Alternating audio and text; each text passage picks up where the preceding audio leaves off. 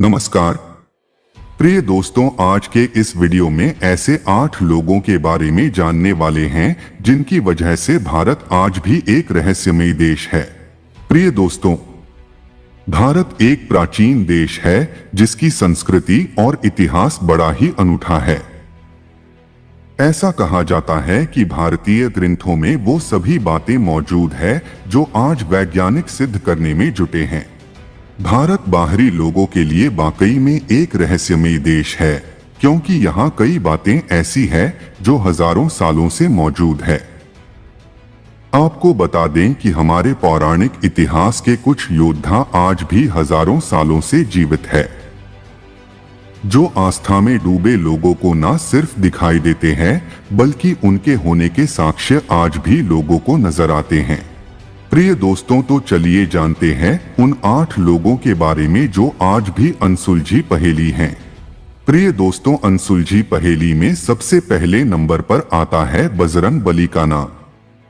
ऐसा माना जाता है कि आंजनेय पुत्र हनुमान हमेशा इस धरती पर मौजूद रहते हैं।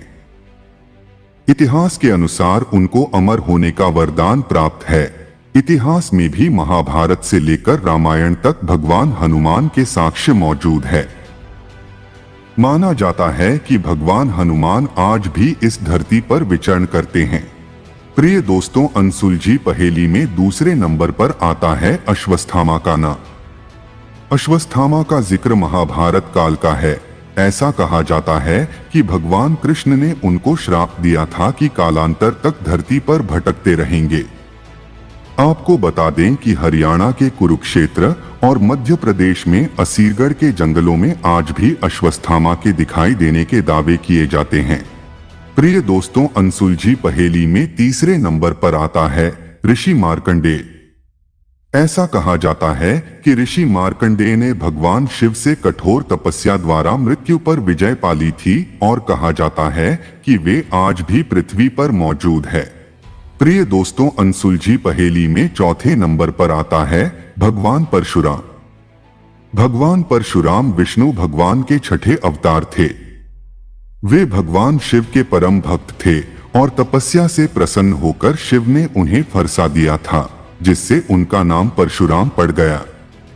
ऐसा कहा जाता है कि परशुराम भी पृथ्वी पर मौजूद है।